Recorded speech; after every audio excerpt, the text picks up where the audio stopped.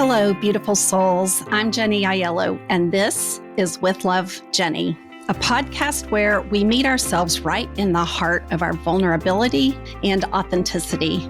In this sacred space where it's just you and I dive into real life, rich with wisdom and opportunities for deep healing. I explore what it means to truly connect to ourselves, to each other, and to something much greater than us all. In each podcast, I like to meet life right where it touches us most, in our tenderness, in our truth, in our struggles and our strength. So wherever you are on your journey, or whatever it is that you're carrying, no matter how light or heavy, just know I'm so grateful that you're here with me today. So take a deep breath, settle in, and let's begin today's episode. Hello, my friends, and welcome to another episode of With Love, Jenny. And as you know, if you've been following along, I decided that I wanted to do a very vulnerable series to tear out a page book from Jenny's life over the last 20 years, maybe a little longer, and all the different things that I experienced. And as an empowerment coach, when I share these things, I want you to know that most of these things left me disempowered at some point. A lot of these episodes left me feeling powerless. And this one in particular, and well, all of them. I'm covering like the hardest things that I've gone through in my life. And I want to invite you to look at that. Sometimes we just jump in the river of life and float on by, like we just let the current take us far away from whatever it was that happened that was traumatic and left you feeling disempowered or left you feeling vulnerable. And so for me, it's very important as an empowerment coach that when I share this, I tell you, I got empowered by these disempowering events. I don't like to say that, that's why it happened or, try to figure that part out. I just know that when life throws curveballs at me, sometimes I get hit, sometimes I'm knocked out, sometimes I'm swept off my feet, sometimes I'm sticking my head in the sand, sometimes I'm going with the flow of it and not the emotion, just go through the motion, but not the emotion. But what I will tell you, all of them left their mark, especially on the physical body.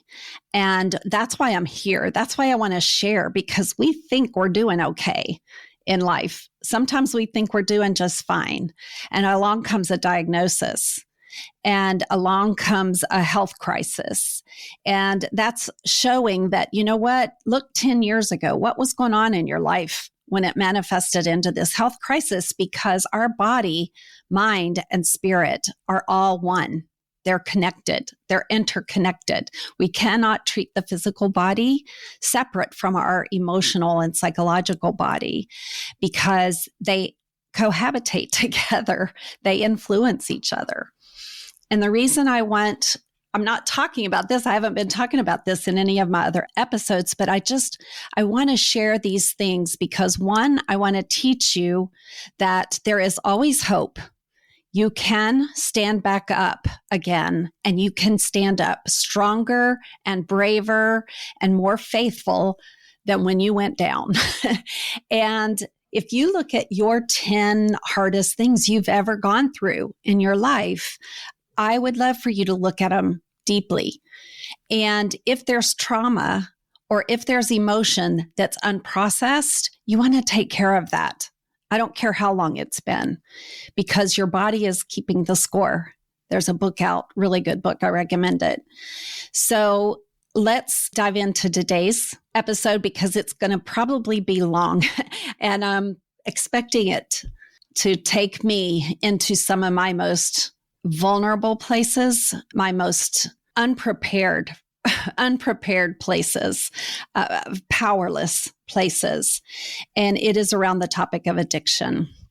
So I'm going to give you statistics, but I think what's most profound is when I share the story that goes alongside these statistics, because the journey isn't a raw statistic to me. It is important to share that, though. So I'm going to begin with this with permission from my son, who is in recovery. And I will tell you that from the beginning, we amazingly have survived what has been almost a 20-year addiction. And it went to the worst. It went to heroin. I say that's the worst. It may not be, but for us, it was unbelievable, even to him. So we're going to talk a little bit about that. You're going to have to excuse me because I'm having severe allergies today, and you're going to have to dismiss my allergy reactions. I think I'm allergic to the subject, to be honest, but I want to share this so bad. And I'm excited to share this because I want to help parents, especially who might be struggling with an adult or underage child who is in the throes of addiction or starting down the path of addiction, and how it's a family disease. It's not just about the person suffering. It affects every single one in the family and beyond, into the extended family. So, this is deeply personal. I will tell you it's probably long overdue for me to start talking about this in my podcast, but I'm ready. And if you're here, you're likely walking through something or know someone who is going through this. And when you love someone in the throes of addiction, it's the hardest tightrope to walk that I've ever walked, ever. There is a love-hate relationship with an addiction. There is a love my son and not, I really don't like the addict. There's times where I hated the addict. And I speak of them separately. And I do that on purpose because for most of the first half of his addiction, I saw him as my son doing bad things. And that is a very different perspective than seeing my son in the captive hands of a disease called addiction. We don't get mad at someone because their cancer is there or their cancer came back. We don't. We help them. But in the case of addiction, it is judgment. It is usually met with judgment and horror and helplessness and powerlessness and confusion. So it's a very strange journey it was for me as a mother. And it's heartbreaking. It's heart pounding. It took me to the depths of my soul. It took me into places that I would say were dangerous. It took me into the brink of insanity. And it will challenge you right and left. And love prevails if you can hold on to it. Love prevails no matter what the outcome is. So I am going to dive in here. All right. We're going to talk about the hard parts. We're going to talk about the invisible wounds. We're going to talk about the financial cost, the family breakdowns, moments of denial, and the sacredness of surrender. We'll also talk about treatment, recovery, relapse, and why for many addicts, sobriety is not the finish line. It's the starting of something new. It's learning to live in torment every day. We think sobriety is the best outcome because they're no longer in active addiction. But for them, it's a different story. And in our next episode or upcoming episode, you're going to hear that from someone who is in recovery and is celebrating sobriety every day, but some days, every minute. It's a struggle. And we don't talk about that very much. Some people don't make it far enough to even have that conversation. And so I'm going to be joined by someone who's very courageous to tell what it's like on the other side, to talk about her journey.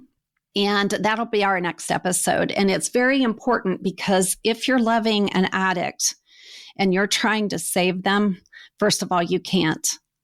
I will tell you that you can't save them. And I believe there is things that a mom and a dad and a family can do. And I'm going to tell you my secret, and I have no idea if it made any difference at all. I can only hope that it played a part in why my son is still here. And at the end of the day, he did that. He had to do that. And it was between him and his higher power. I will be talking about God in these episodes, and I will tell you that my relationship with God changed. It deepened. My faith deepened. I, without a doubt, know there is a God. And you think, how can you still believe in God when you watch your child suffer, immensely suffer, to watch his future get robbed, to watch his health get robbed, like to watch them die and be brought back to life, to watch them live homeless? It's grueling. And you think, why is God letting this happen, right? But I will tell you that I found God in that space. And I'm going to share that because our faith matters. If nothing else, it will save you. And that's what I believe happened for me, because I suffered greatly, and there's no time. There's no time. You have to stay so diligent. So let's talk about what addiction really is. At the very start of this, our family had a divided belief about what addiction was. It is not a failure of willpower. It is not a moral dysfunction or moral flaw. It's a chronic progressive brain disease. It hijacks a person's ability to feel, to choose, and to connect. And until we understand this, we're going to keep trying to solve it with punishment or persuasion or control, and none of it works. So I want us to all get on the same page, because if you don't believe that, you are part of the problem. I'm putting this out bluntly. It's my personal opinion. I believe you could find therapists, good therapists, or people who are in the recovery community as counselors who will tell you the same thing. And we've got to educate ourselves. We've got to know this as a community. We have to know this as the people who are watching families lose family members and attending funerals that shouldn't happen. If we knew how to treat it, if we understood it better. So it isn't just about tough love. It isn't about punishment. It isn't about shaming. As a matter of fact, the more you shame them for the behavior that their brain causes, the more you feed the addiction. Shame is an addict's greatest food. It gives them every reason to use again. They're already filled with shame. We don't need to pile on, okay? So getting on the same page. If you're a parent, it's important that the two of you agree.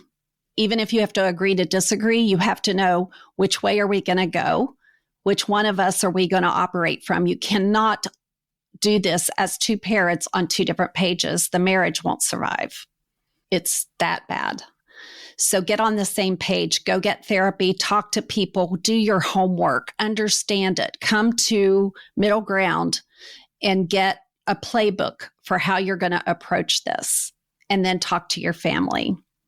Getting aligned very early on and checking in with each other to stay aligned as you go through it is critical to prevent the crisis from fracturing the family. Our family is fractured. We did not know this, and we were divided. Even when my husband and I got on the same page, other siblings could not get on the same page and could not understand why we weren't solving the problem. And it's because it was impossible. It wasn't up to us to do that. And neither could our son. So understanding that, I want to talk about the first time I knew we really had a problem. And I was mortified. I am the worst person to have a child go into active drug addiction. I've yet to smoke pot. I don't take gummies. I barely take medicine. I wasn't great at consuming alcohol, although I love a margarita now and then. Halfway through, I'm not feeling good. I think I'm allergic to it. And why would someone drink so much that they're sick, hungover, throwing up the next day? I love my life. I don't want to give up a day for that. I can have fun at a party and not need to loosen up. If anything, I could do less of that. I was high on life for most of my life. So this was foreign to me. Very foreign. I didn't even know how to detect it. I didn't see the signs that John was getting high on pot.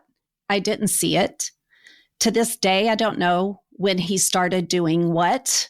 I did notice one night late, I was up for some other reason, and he and our neighbor or a friend, or I can't remember who it was, had come in, and I went down and saw him looking different. And I think it was my wisdom that came out, because cognitively, I wouldn't have even thought to say, "Are you high?" And one thing about my son is he was honest, even when he used, and he'd say yes, until it became chronic. And then we lost that. The addicts lie. They're masterful at lying. And we'll talk about that later. So I didn't know what to do. And I just didn't know what to do. And then when he was 17, I think it was the day before he turned 18, he was arrested for his first drug-related incident and had to go to court. I was absolutely terrified. He had forged a prescription. That's what it was. He had strep throat, and he was, 17. So I said, drive yourself to the doctor.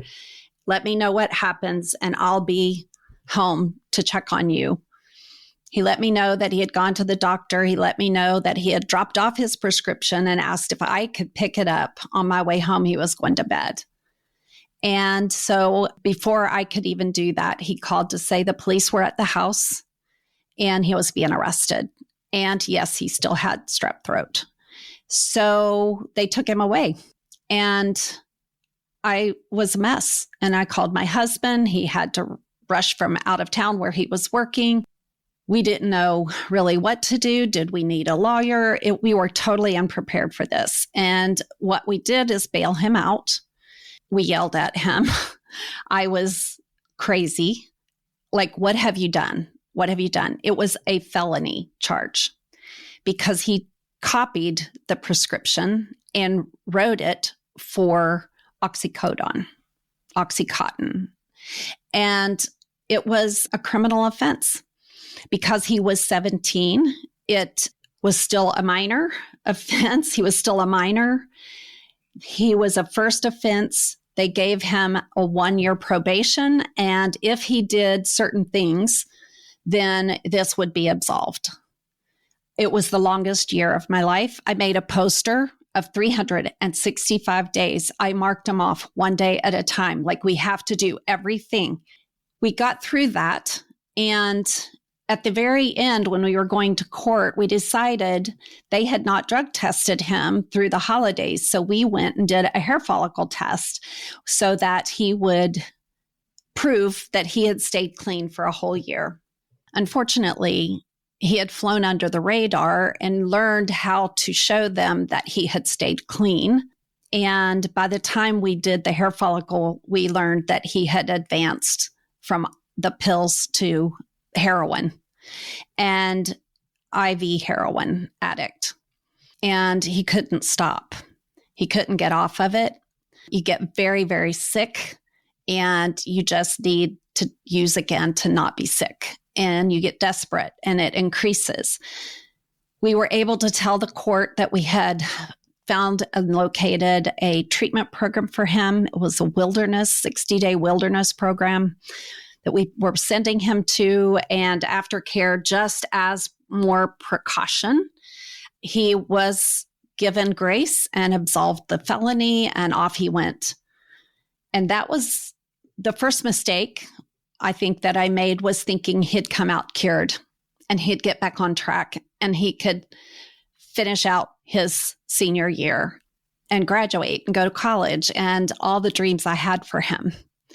What I didn't know was this was the first of a very long journey of more and more treatment, more and more relapses, and more criminal charges, more and more hospitalizations, more and more challenges for the family, for me, for my husband, for us financially, emotionally, psychologically. It was a mess. So if your child is using opioids at all, it's going to be a different battle than if they're using pot. It's still a problem. I know they say marijuana, it's not addictive, and psychologically and emotionally it is. You physically don't withdraw from it, but you do physically, your brain does progress from daily use. The Amen Clinic will, if you go to Daniel Amen, I don't know their website, but Daniel Amen, and look at his information of brain scans of daily use of marijuana, it does impact and impair the brain, like it or not. At first, it might feel like it's correcting it and giving you relief, and that's what's deceptive. But over long-term use, it starts to be a problem. And I'm talking long-term, but really pay attention, you guys. Our brain is such a underrated organ of our body. We talk about, making sure our kidney function works and our liver panel works. And we check that every time we go to the doctor for our annual, right? They're looking at how all our organs are operating. Do we have cholesterol? Is our circulatory system working? But we don't do brain scans. We don't look and see, is there a head injury? Is there an old concussion? Is there, traumatic brain injury? John had all of that. And we didn't know. We thought he healed from it. We didn't know it had an effect on him and this journey. So you want to pay attention. Treatment is not one and done. Detoxing is one thing. Recovery is another. Sobriety is another. It's a continuum. And just as the addict needs a plan, so does the family. You're going to need to read up on this. You're going to need Al-Anon or Nar-Anon support groups. They can be very helpful. You want to choose wisely. I found that they're not all created equal. Some of them left me more confused. Some of them gave me misinformation. Not even they know all the updated research that you will find. I want to talk about the financial cost. More is not necessarily better. Families spend thousands of dollars trying to save their loved ones. Treatment programs, therapy for the whole family, for the individual. There's legal fees sometimes. If they have a job and they lose it, they might be out of work. Sometimes parents have to stop their job because they're spending so much time trying to control this addiction in their family. So it's vital to plan for the cost while setting clear financial boundaries that don't enable the disease. And I'm going to say that again. Clear financial boundaries that don't enable the disease. It's a tightrope. It's a tightrope to know when to spend and when to say we can't. I have watched families go through their retirement funds trying to save their child from addiction. And some might say, Jenny, that worked for us and it was worth it because he's still alive or she's still alive. Others will say, we did all that and then we lost them.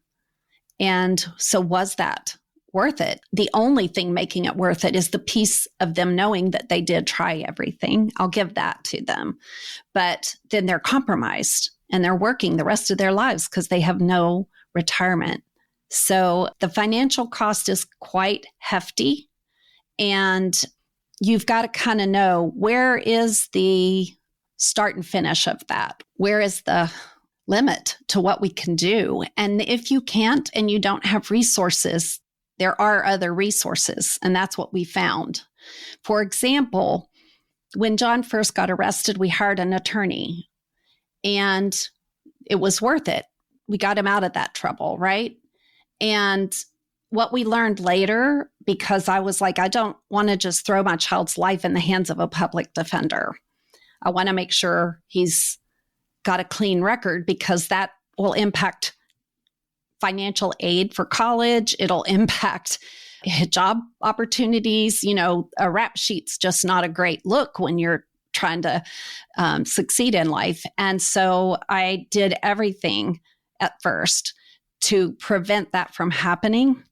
When I found out that by my son, who said, Mom, the public defenders are just as good. And you can pay a lot of money and not have a great lawyer, and you can get a public defender that's not experienced enough, but you can always request a new one. And most of the time, they're really good.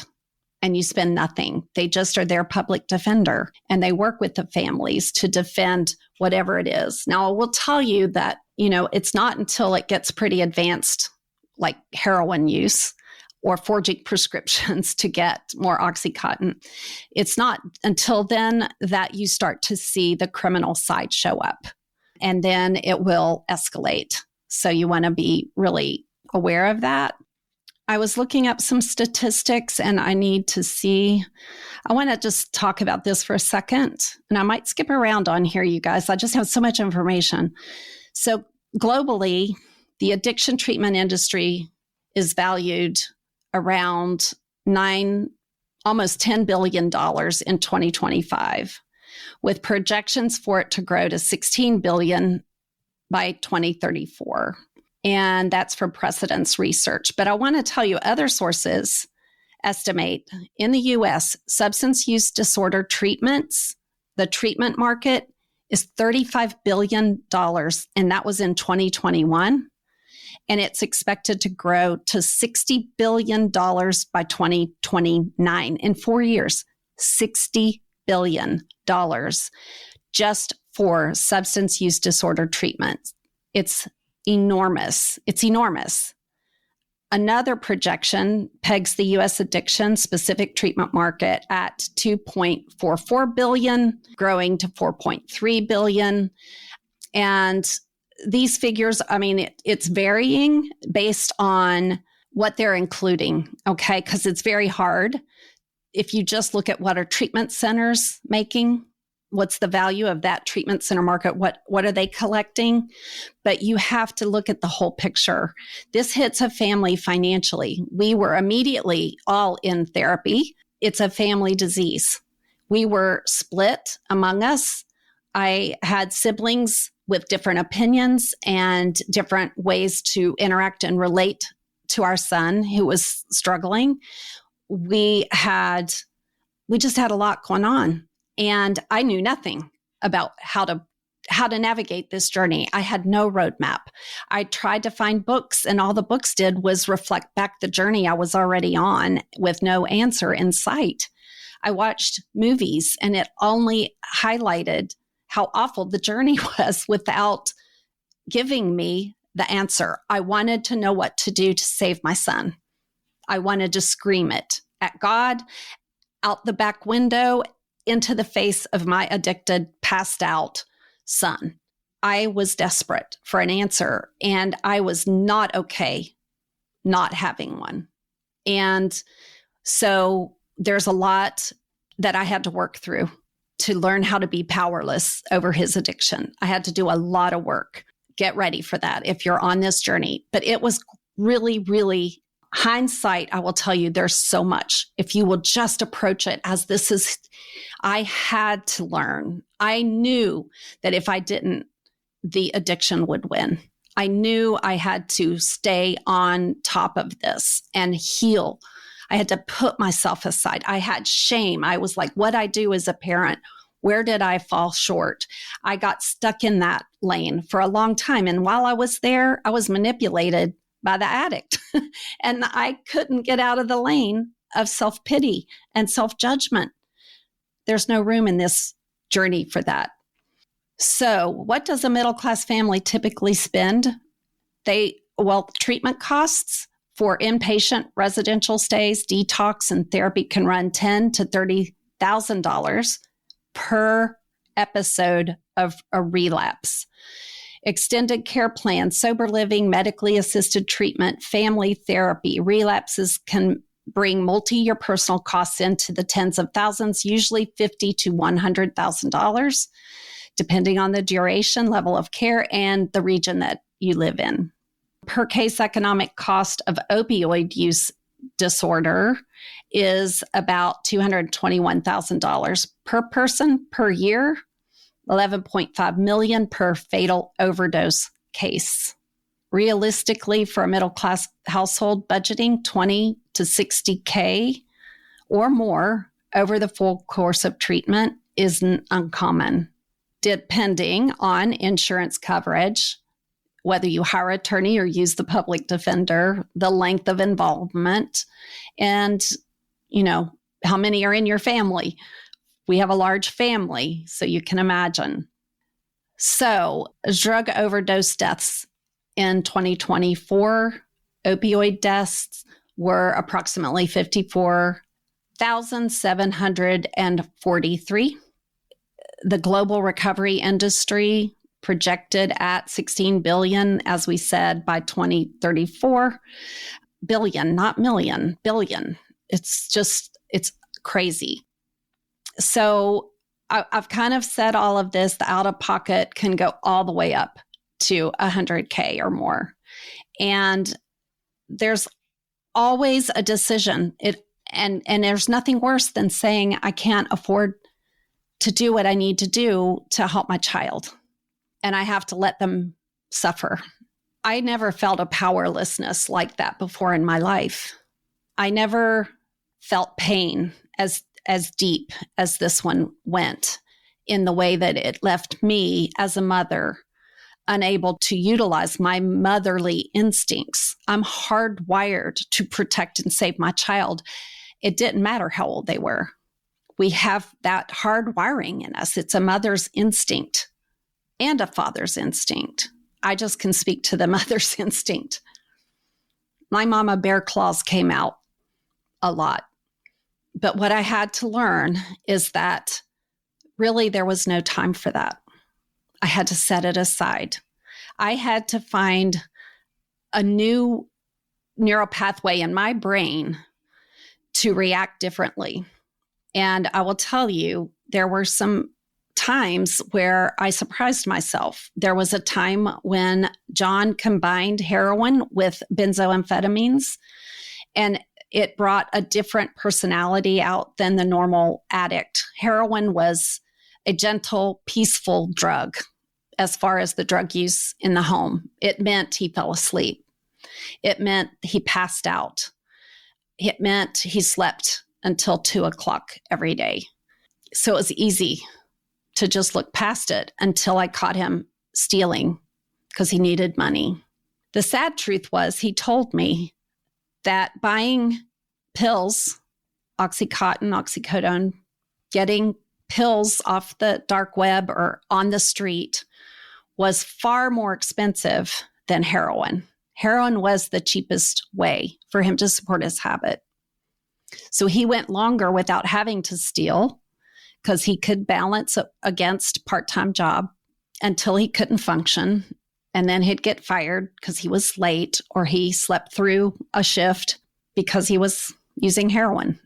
It was easier to live with for me, frankly, till he added a stimulant to the mix, which makes no sense because one was to calm him down and the other was a stimulant.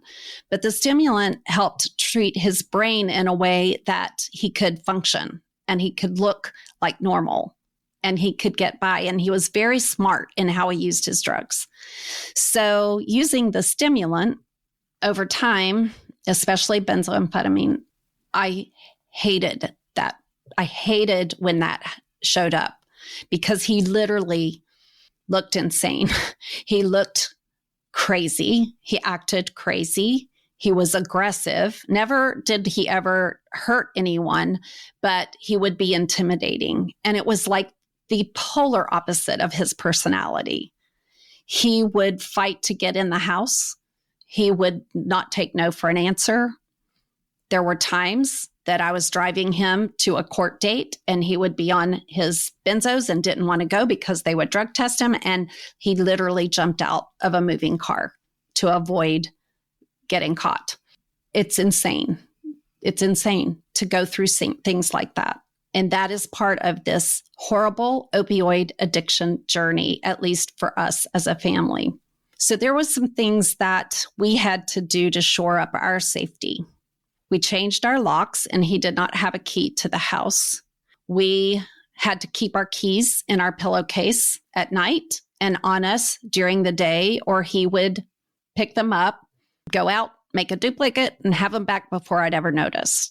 We put a deadlock on our bedroom door and locked it, and then again on our closet door and locked it along with the closet normal bedroom door locks.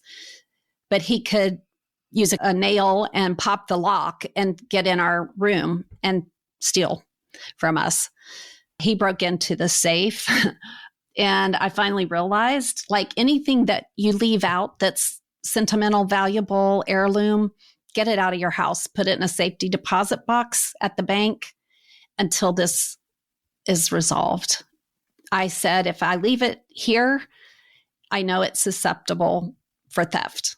That's on me because we're trying to get him healthy. And some families decide that when it comes to that, they're not going to live that way and they kick them out. And it's up to them to survive. That might be what you do. That wasn't what we did. Yes, we told him that as long as he was using, he could not live under our roof. It took us a while to get there because we didn't know what that meant, which was a sore point to those that were forced to live in a house with an active addict. Taking the precautions that we took. It was hard. Protecting your home. We put up security cameras. If you don't have that, you just have to have security for what matters to you. The safety of your home and family matters, then do it. If locking doors, do it. If removing property that you don't want stolen or pawned, do it. And they'll still find things. It was just part of our life that things went missing. I want to talk about denial. The power of denial, the power that denial has over us is, it's a force of nature because you don't want to look in this dark shadow. You don't want to look evil in the eye. You don't want to believe your child is going through what they're doing. You don't want to believe they're capable of it. So we go into denial. I did it. It's part of grief. There's a grief associated with this journey that we don't talk about. I didn't get to watch him graduate from high school, although he did finish and get his diploma from his high school by doing the last little bit online. He never could stay sober long enough to finish college. And this was a child that had the potential to be anything he wanted. He was very smart and still is. I watched his future and my dreams for him. We all want the best for our children, but there was a grief around this. And denial is a part of grief. It shows up by minimizing the red flags, believing when they say they promise to change, they're going to get better, they want this to stop. I do believe they meant it. Sometimes it depended. Is it my son who's sober talking? Yeah, I believe him. But when it's the addict talking, no, it was a manipulation. Problem is they both looked like the same person and they're not. It's a Jekyll and Hyde. They wear masks and they talk about that in the recovery journey on their end about the different masks that they wear just to get what they need. And for the addict, getting their drug is like they can't hold their breath anymore. They'll die if they don't get it. That's how it feels. So the denial part of that, it delays getting help. It deepens the pain. And I think naming what's real is the first act of recovery for everyone. Naming it. We are a family in the grip of addiction through our son. We also were a family that didn't really use substances, as I said. And, Yes, there would be, my husband might enjoy a beer at the end of the day. I didn't like beer. I didn't like wine. So we didn't really have a lot of alcohol in the house. If I did have red wine to make my spaghetti sauce, it would be gone. I would pour it in my spaghetti and it would come out clear, and I would taste it and it would be water, meaning that my son drank it and put water in it and figured I wouldn't know who took it.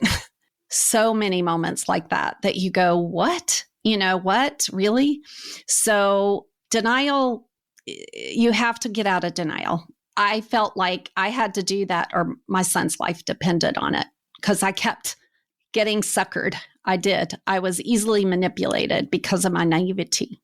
So substance use in the home, in the recovery community, I'm going to tell you what they advise. They say that where you relapsed or where you start using is not where you will end using. In other words, you can't get sober where you started using. You got to get them out of the home. And that was really hard for me. That was hard because I didn't even know what was out there. And they also say you're not truly sober until you've gone one whole year without using a substance. So early recovery, they're very vulnerable. Early recovery would not expect someone in their first year of sobriety to come home for Thanksgiving and have everybody drinking wine at the dinner table. Then you get into family dysfunction. Why should I not have just because he's the addict? I don't understand. In recovery, they say it is the addict's job to manage themselves, but they may tell you, I can't be around people, places, and things that lead to my relapse, so I can't come home for Thanksgiving. Then you get mad at the family members who won't give it up. Like, well, do you have a problem too? Because this is how we come together as a family. We went through stuff like that. So those kind of situations just, they break your heart a little bit at a time until it just completely shatters at the littlest of things. You just find yourself in bed, unable to get up some days. And the only thing that got me up was not giving in to his addiction. It's like that addict out there is not going to win.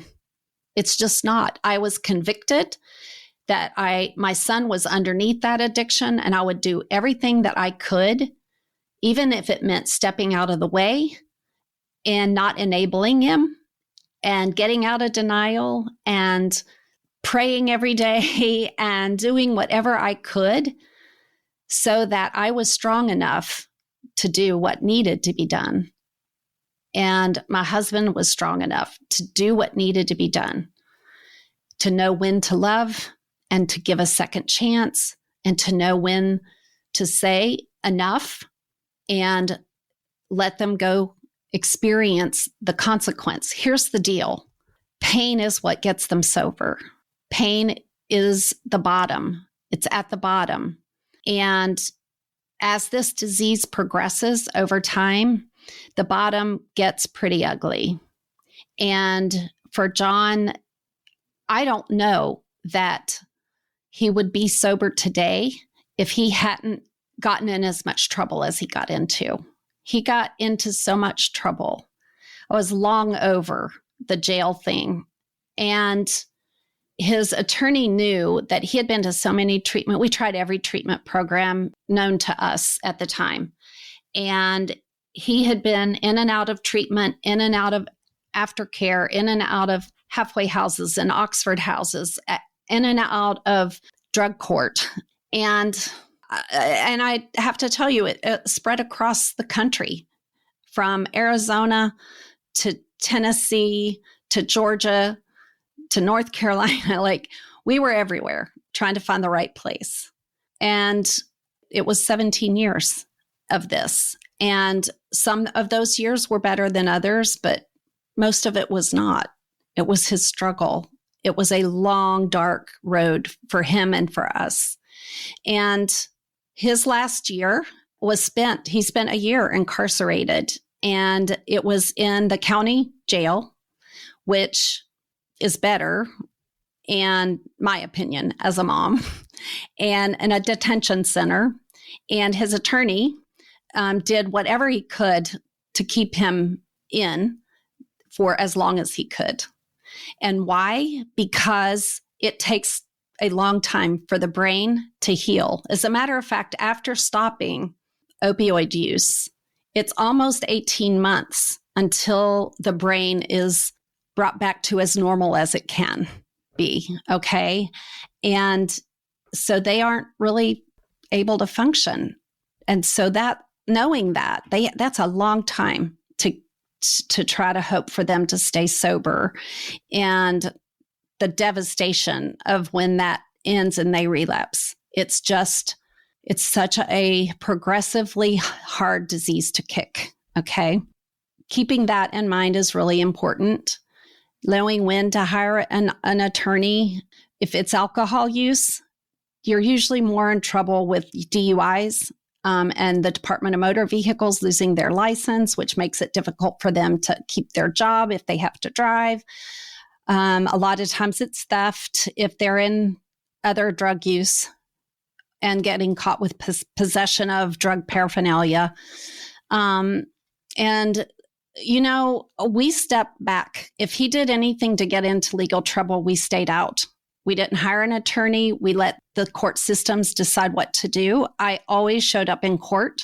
It terrified me. It wrecked me.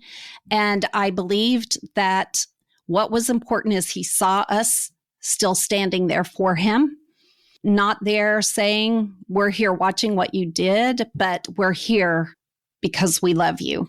We also wanted the other attorney, the ADA and the DA, we wanted them and the judge to see that this person has a family who loves him. He's a human being. We often lose that with drug addicts. We treat them like a waste of resources. We dehumanize them. And rightfully so, you guys, rightfully so. But it's not right. They look like they should be written off and discarded as useless. And I will tell you that they are not. They are trapped. They have a good soul that just needs help, the right kind of help and the right kind of time and the right intervention. And it is an impossible recipe. But when you don't give up, you might just find it. So letting go. Letting go was one of the hardest things for me. I'm not wired. I still am not. Letting go of outcome, detaching from outcome drives my coaching practice. I know that as a coach, when we get attached to the outcome, we are sabotaging ourselves. So I learned that through this journey, and it has been a great enhancement to my coaching toolbox. I coach across many genres. As you can hear in my podcast, I coach in the depths of your soul in your deepest, darkest hour, and I can coach to your biggest and best dream life. I have all kinds of tools for that.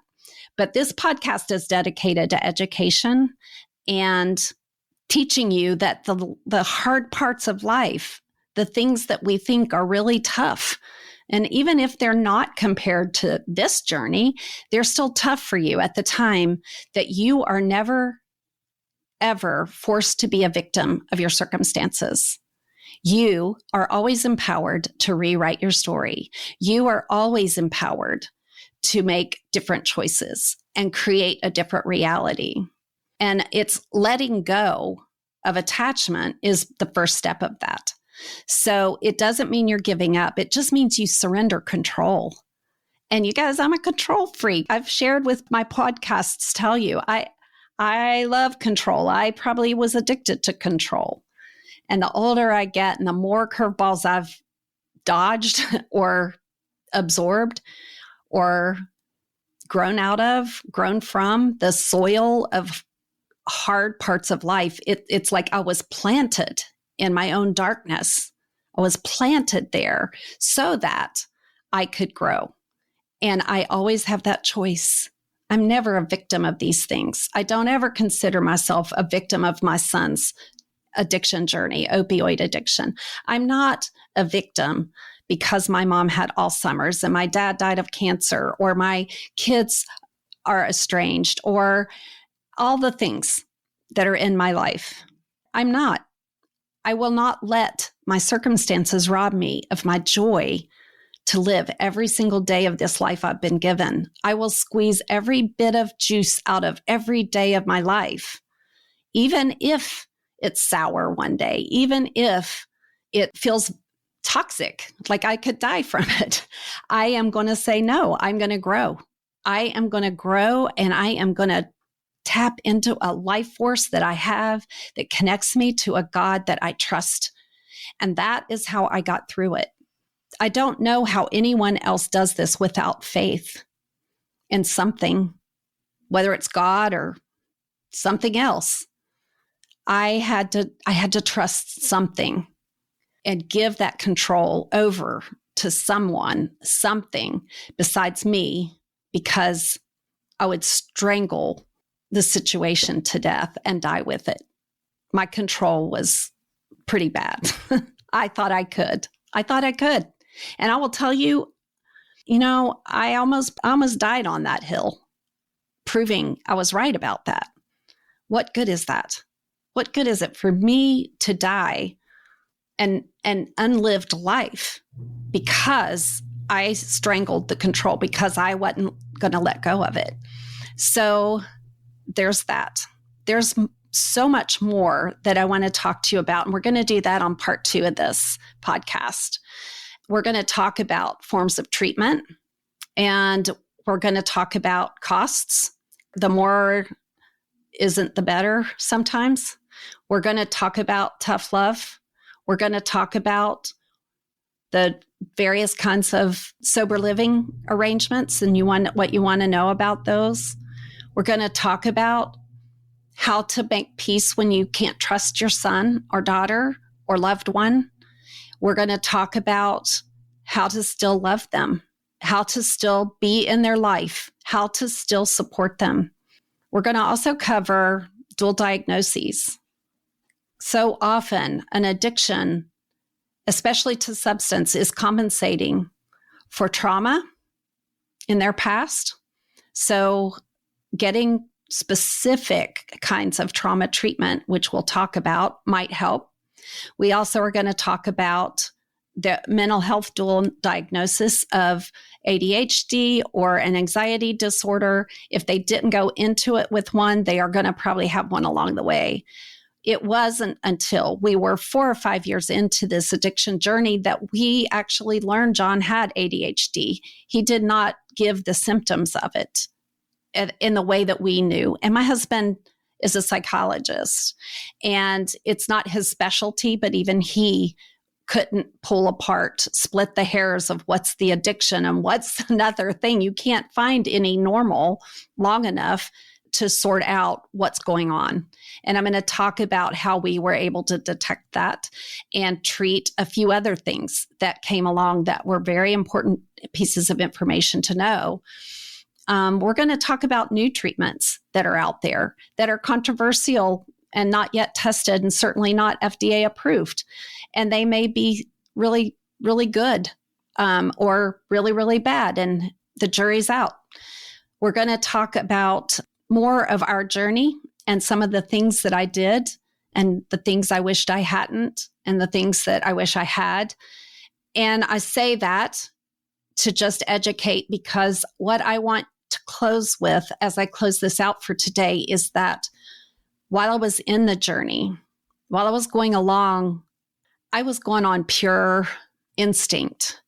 And sometimes that instinct was to control.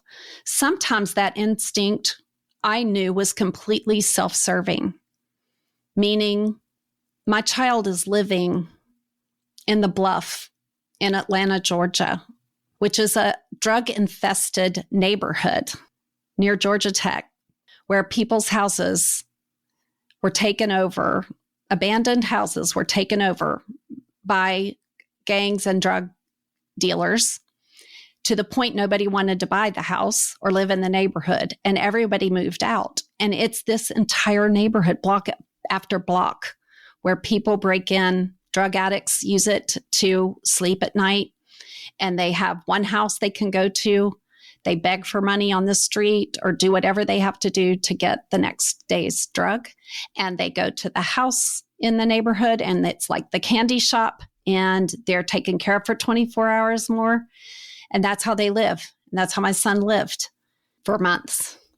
And the only time I knew he was alive is when he would walk to a computer shop or a Best Buy or Office Depot or someplace and get on the internet, sometimes in the library, and he'd get on the internet and he would message me. He would find a way to get me a message to say, I just want you to know I'm okay and that I love you. And that was all I knew. I couldn't text back, or I couldn't reach him back by the time I'd see the message. But I did go on faith that from message to message, he was still out there. That meant maybe he'd get out. But the peace that settled into our home, because he wasn't here in active addiction, was self-preserving for us. So was that the right thing? Or should I have gotten him out sooner? I don't know. Did he suffer longer? I don't know. What I do know is he got himself out. He got himself to a new place. And the journey continued. I can't say it got better, but it kept going. As long as it kept going, as long as there's a breath, there's hope. Where there is breath, there is hope. It's a mantra in the recovery communities for parents and loved ones of an addict or an alcoholic. So if you're still listening, thank you for hanging with me. This is so important. And I'm dedicating some extra episodes here because I want people on this journey to know they're not alone. I want people to know there's a place they can go with non-judgment, but with truth, where there is pure. I would never judge another mother or family member for the decision they made, no matter what that decision was, because I've been in all of them. I've been in denial. I've been an enabler. I've been tough love. I've been naive. I've been so reliant on faith that I didn't do my due diligence. And it's not just up to God when you surrender. You still have to do your due diligence. I was angry. I was heartbroken. I was grieving. You guys, this was happening while my dad was dying. During the same time, I was having my son in his bedroom withdrawing from opioids. And we're going to talk about withdrawals and the different drugs and what happens. It is horrific to watch. And we couldn't get him. And there's a very small window when they're willing. And I took advantage of it. And he was withdrawing and I was taking care of him. Then I would go down to the apartment where my parents lived with us and I would check on my dad and the pain would come back and I would get his care kit and I would give him morphine and I would hide his care kit under the produce in the refrigerator with people down there 24/7, knowing that if John knew it was in the house, he would have taken all my dad's morphine and used it to relieve him of the pain he was in withdrawing from the very same drug. And I would hate opiates. I would hate it when it was my son withdrawing. And I would be so grateful for it when it was my dad's relief. I lived in that dichotomy. I lived in that duality for so long. And all I can say is it gives you strength. It gives you perspective. It gives you compassion. It gives you insight. It gives you growth like never before. When you find yourself in the dark, you've been planted. And I'm grateful that I have a life force of faith, a God that would tell me I could grow from it. And I am a strong person as a result. I am not the person I was 5 years ago, 10 years ago, and certainly not 20 years ago. And so no matter how dark and exhausting this journey was or has gotten for you, I want you to know there's still hope. No matter what that outcome was, you still have hope for you. And there's always hope if there's a breath in that person you love. Don't give up on them. Hope is not just for your loved one, right? It's also for you. It's for your family. The path through addiction is messy.